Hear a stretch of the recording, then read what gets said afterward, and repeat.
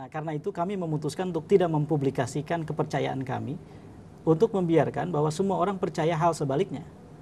Karena dengan begitu, konsentrasi bisa dilakukan untuk kerja-kerja pemenangan dengan langsung ke kantong-kantong pemilih yang paling gemuk.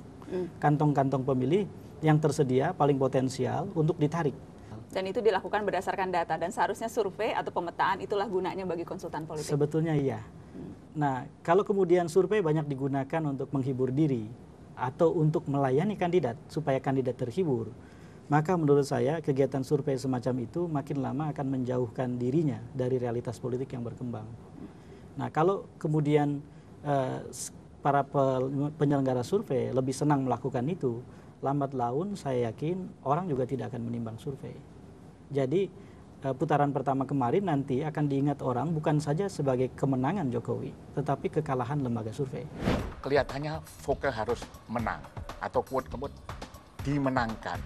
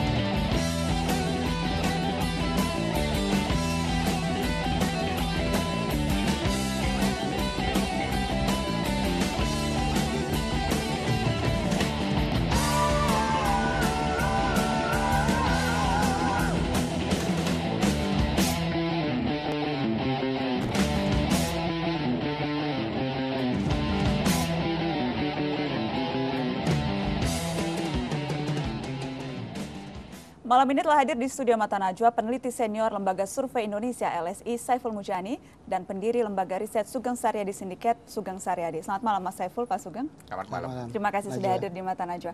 Saya ke Anda Mas Saiful. Saiful Mujani itu identik dengan survei. Pertama kali ini mulai ramai tahun 99-2000, banyak orang yang ragu, ini ilmu tebak-tebakan, ramalan. Kemudian sempat ada euforia, semua orang berlomba-lomba membuat survei. Melakukan apapun berdasarkan survei. Tapi kalau kita lihat sekarang agak berbalik atau bahkan sudah berbalik 180 derajat. Orang ragu pada survei, ini semua survei bayaran. Ini Saiful Mujani bagaimana menjawab ini? Anda muka survei itu muka Saiful.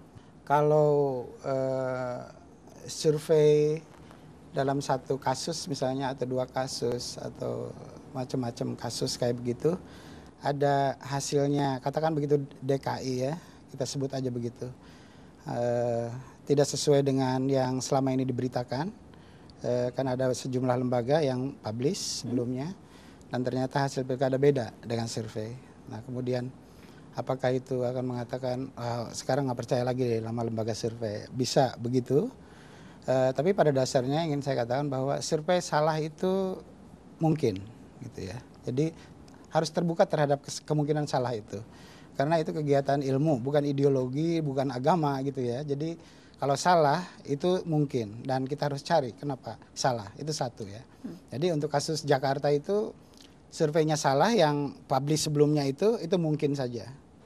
Nah cuma ada kemungkinan yang lain juga adalah untuk kasus Jakarta ya. Adalah bahwa hasil survei itu dibuat